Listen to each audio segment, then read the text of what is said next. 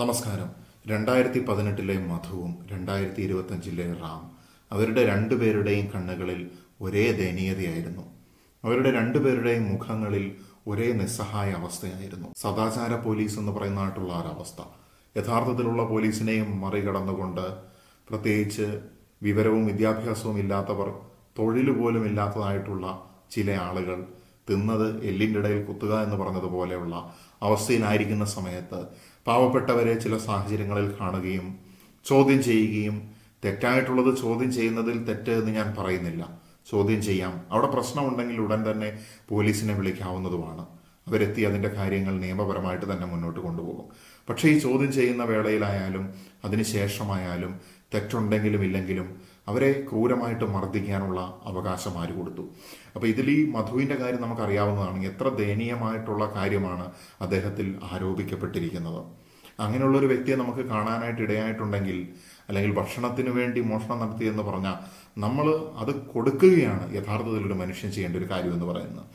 അതുപോലെ തന്നെ റാം, ഒരു ജോലി അന്വേഷിച്ചു വന്ന മനുഷ്യൻ, കുടുംബം പോറ്റാനായിട്ട് 2 പിഞ്ചു കുഞ്ഞുങ്ങളുള്ളതായിട്ടുള്ള വ്യക്തി, അദ്ദേഹം ഇവിടെ വന്നു. അദ്ദേഹത്തിന് ജോലിക്ക് പകരം മരണം കൊടുത്തതായിട്ടുള്ള ഒരു അവസ്ഥ എന്ന് പറയുന്നത്, ചോദ്യം ചെയ്യലുകളും ആക്രോശങ്ങളും അമിതമായിട്ടുള്ള അഗ്രഷൻ്റെ ഒക്കെ ഫലമായിട്ട് മനുഷ്യൻ പിശാചുക്കളെ പോലെ ആകുന്ന സാഹചര്യത്തിൽ ഇതുപോലെ നിസ്സഹായരും അല്ലെങ്കിൽ നിഷ്കളങ്കരും ഒരു തെറ്റും ചെയ്യാത്തതായിട്ടുള്ള സാധാരണ പാവപ്പെട്ട മനുഷ്യൻ ദയനീയമായിട്ട് കൊല ചെയ്യപ്പെടുന്നതായിട്ടുള്ള അവസ്ഥ നമ്മളിന്ന് കണ്ടുകൊണ്ടിരിക്കുകയാണ്.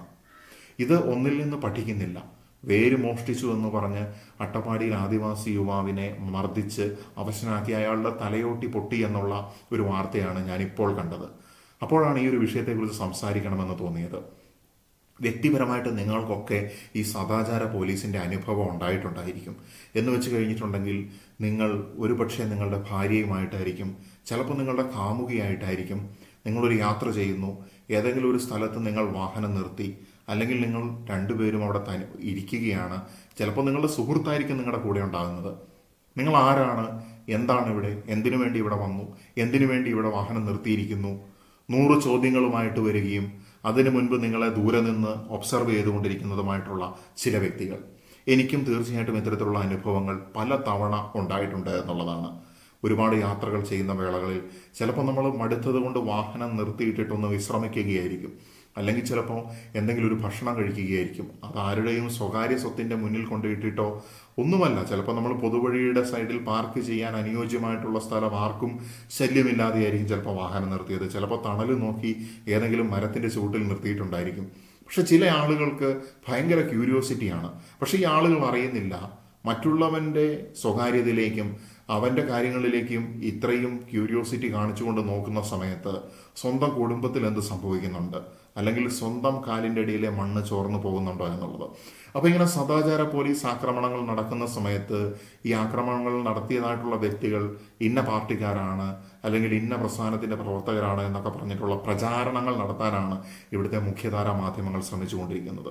അതിനപ്പുറത്തേക്ക് ഈ വിപത്തിനെക്കുറിച്ച് ജനങ്ങൾക്ക് ബോധവൽക്കരണം നൽകുക, അല്ലെങ്കിൽ ഇതിൻ്റെ ശിക്ഷകളെക്കുറിച്ച് മനുഷ്യർക്ക് മനസ്സിലാക്കി കൊടുക്കുക, അല്ലെങ്കിൽ ഇതിൻ്റെ ശിക്ഷകളിൽ കൂടുതൽ കഠിനമായിട്ടുള്ള അവസ്ഥകളിലേക്ക് കൊണ്ടുവരിക, ഇങ്ങനെയുള്ള കാര്യങ്ങളിലൊന്നും ആർക്കും ഒരു ശ്രദ്ധയുമില്ല എന്നുള്ളതാണ്. തെറ്റ് ചെയ്തവനെ എന്തെങ്കിലും രീതിയിൽ ലേബൽ ചെയ്യുക എന്നുള്ളതാണ്. നമ്മൾ പ്രധാനമായിട്ട് ചിന്തിക്കേണ്ട ഒരു കാര്യം, നിങ്ങളൊരു രാഷ്ട്രീയ നേതാവായിരിക്കാം, അല്ലെങ്കിൽ നിങ്ങളൊരു പൊതുപ്രവർത്തകനോ പ്രവർത്തകയോ ആയിരിക്കാം. മറ്റൊരു വ്യക്തിയെ നിങ്ങൾ സംഖിയെന്നും കമ്മിയെന്നും കൊങ്ങിയെന്നും കാസയെന്നും ഒക്കെ വിളിക്കുന്ന സമയത്ത് നിങ്ങളുടെ കാലിൻ്റെ അടിയിലെ മണ്ണ് ചോർന്നു പോകുന്നുണ്ടോ എന്നുള്ളത് നിങ്ങൾ ശ്രദ്ധിക്കേണ്ടിയിരിക്കുന്നു. പൊതുപ്രവർത്തന രംഗത്തിലേക്ക് വരുന്ന സമയത്ത് എപ്പോഴാണോ നിങ്ങൾക്ക് അഹങ്കാരത്തിൻ്റെ ഒരു അല്പം ലാഞ്ചന വരുന്നത്, നിങ്ങളുടെ പരാജയം അവിടെ ആരംഭിക്കുകയായി എന്നുള്ളതാണ്. നിങ്ങളുടെ വ്യക്തിത്വം ആ ഒരു പ്രസ്ഥാനത്തിനേക്കാളും മുകളിലായിട്ട് നിങ്ങൾ എപ്പോഴാണോ കാണുന്നത്, നിങ്ങളുടെ പരാജയം അവിടെ ആരംഭിക്കുകയായി എന്നുള്ളതാണ്. ഞാൻ പറഞ്ഞു വന്നത്, എൻ്റെ വിഷയം അതൊന്നുമല്ല. ഈ സദാചാര പോലീസുകാർ എന്താണ് ശരിക്കും ഇവരുടെ ഒരു മനഃശാസ്ത്രം എന്ന് പറയുന്നത്, അല്ലെങ്കിൽ ഇവർ എങ്ങനെ ആയിത്തീരുന്നു, എന്താണ് ഇവരുടെ ക്വാളിറ്റീസ് എന്ന് പറയുന്നത്. അന്യൻ്റെ കാര്യങ്ങളിലേക്ക് ഇങ്ങനെ ഒളിഞ്ഞു നോക്കുക എന്ന് പറയുന്നതിനപ്പുറത്തേക്ക് രണ്ടാമതായിട്ട് നമുക്ക് കാണാൻ സാധിക്കുന്ന ഒരു ക്വാളിറ്റി എന്ന് പറയുന്നത് തൊഴിലില്ലാത്തതായിട്ടുള്ള ഒരു അവസ്ഥ തന്നെയാണ്. എന്തെങ്കിലും പണിക്ക് പോകുന്നവനാണെങ്കിൽ അവന് കൃത്യമായിട്ട് ജോലിക്ക് പോയി അതിൻ്റെ കാര്യങ്ങൾ നോക്കിയേ ജീവിക്കാനായിട്ട് സാധിക്കുകയുള്ളൂ. ഇവൻ്റെ മനസ്സ് വേക്കൻ്റാണ്.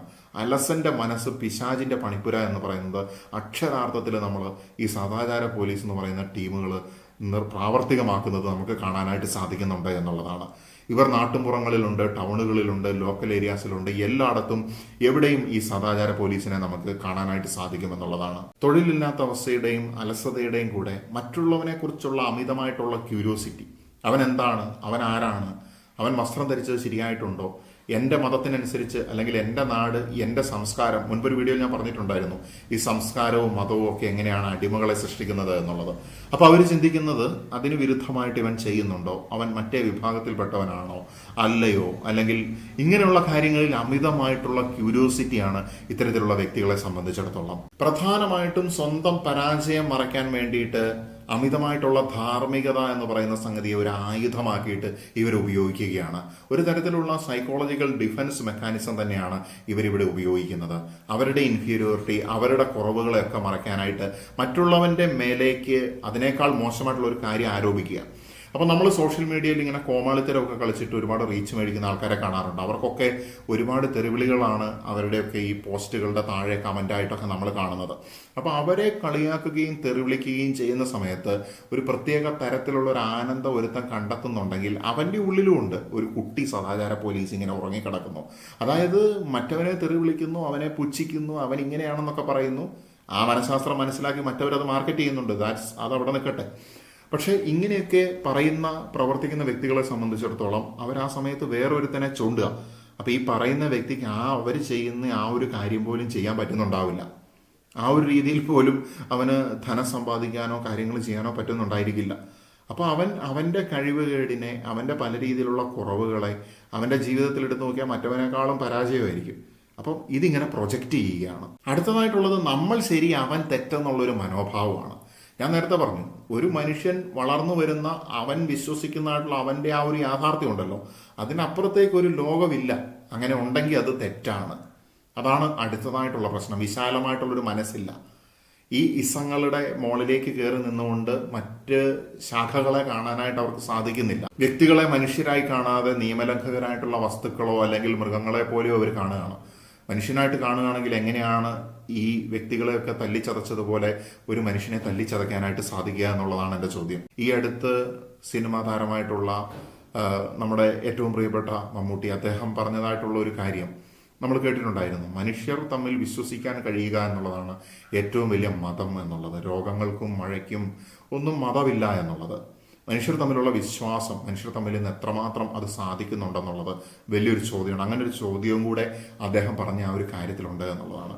അതിൻ്റെ അടിയിൽ വരെ മനുഷ്യർ തമ്മിലുള്ള വിശ്വാസമല്ല, മനുഷ്യനും ദൈവവും തമ്മിലുള്ള വിശ്വാസമാണ് ഏറ്റവും പ്രധാനമെന്നുള്ള കമൻറ്റുകളുമായിട്ട് വന്നതായിട്ടുള്ള മതപരമായിട്ടുള്ള ആൾക്കാരെ ഞാൻ കണ്ടു എന്നുള്ളതാണ്. മനുഷ്യനും ദൈവവുമായിട്ടുള്ള വിശ്വാസം തനിയെ ഉണ്ടാവും എപ്പോഴാണ് മനുഷ്യനെ വിശ്വസിക്കാനായിട്ട് സാധിക്കുന്ന അവസ്ഥയിലേക്ക് മനുഷ്യൻ വളരുന്ന സമയത്ത്. അപ്പോൾ മനുഷ്യൻ്റെ റിഫൈൻ അല്ലെങ്കിൽ റിഫോർമേഷൻ, മനുഷ്യൻ നന്നാവുമ്പോൾ ദൈവം തനിയെ കണക്റ്റ് ആവുക എന്നുള്ളതാണ്. എന്തു തന്നെയാണെങ്കിലും, മനുഷ്യനാണെങ്കിലും ദൈവമാണെങ്കിലും, ദൈവം ഉണ്ടെങ്കിലും ഇല്ലെങ്കിലും ഈ ഭൂമിയിൽ നമുക്ക് എത്തിക്സ്, മൊറാലിറ്റീസ്, വാല്യൂസ് ഇതിൽ അധിഷ്ഠിതമായിട്ട് മറ്റുള്ളവരെ ഉപദ്രവിക്കാതെയും സ്വയം ഉപദ്രവിക്കാതെയും ജീവിക്കാനായിട്ട് സാധിക്കുന്നുണ്ടോ എന്നുള്ളതാണ് പ്രധാനപ്പെട്ട കാര്യം. അതുപോലെ തന്നെ ഈ സദാചാര പോലീസ് എന്ന് പറയുന്ന കൺസെപ്റ്റ്, അതിൻ്റെ പരിണിത ഫലങ്ങൾ നിങ്ങൾ ഓരോ വ്യക്തികളും അനുഭവിച്ചിട്ടുള്ളത് നിങ്ങൾ തീർച്ചയായിട്ടും പങ്കുവെക്കേണ്ട ഒരു കാര്യം തന്നെയാണ്. മുൻപൊക്കെ ചില വ്യക്തികൾ സോഷ്യൽ മീഡിയയിലൊക്കെ പങ്കുവയ്ക്കുകയും ഒരുപാട് ട്രെൻഡിങ്ങിലൊക്കെ വന്നത് ഞാൻ കണ്ടിട്ടുണ്ട്. പക്ഷെ ഓരോരുത്തരും ഇതിനെക്കുറിച്ച് അവരുടെ അനുഭവങ്ങൾ പറയുമ്പോൾ കൂടുതൽ ആളുകൾ ഇതിനെക്കുറിച്ചിട്ട് മനസ്സിലാക്കുകയും അതിനോട് പ്രതികരിക്കാനായിട്ടും സാധിക്കുമെന്നുള്ളതാണ്. ചുരുക്കി പറഞ്ഞിട്ടുണ്ടെങ്കിൽ സ്വന്തം ജീവിതത്തിൽ നിയന്ത്രണമില്ലാത്തവർ മറ്റുള്ളവരുടെ ജീവിതത്തിനെ നിയന്ത്രിക്കാനായിട്ട് ഇറങ്ങുന്നതായിട്ടുള്ള അവസ്ഥ, ഈ നശിച്ച അവസ്ഥ ഇല്ലാതാകുന്ന സമയത്ത് നമ്മൾ കൂടുതൽ അഡ്വാൻസ്ഡ് ആയിട്ടുള്ള സിവിലൈസേഷനായിട്ടുള്ള വളർച്ച അതിൻ്റെ ഒരു ഘട്ടം കൂടെ മുന്നോട്ട് പോകുമെന്നുള്ളതാണ്. അപ്പോൾ നമ്മുടെ നിയമവ്യവസ്ഥിതിയും അതുപോലെ തന്നെ ഇത്തരത്തിലുള്ള മനോഭാവങ്ങൾക്കും മാറ്റമുണ്ടായി അല്ലെങ്കിൽ അപ്ഡേഷൻ ഉണ്ടായി മാറട്ടെ എന്ന് ആശംസിച്ചുകൊണ്ട് തൽക്കാലത്തേക്ക് ചിന്തിപ്പിക്കാനായിട്ട് പറഞ്ഞതുകൊണ്ട് നിർത്തുകയാണ്. നമസ്തേ.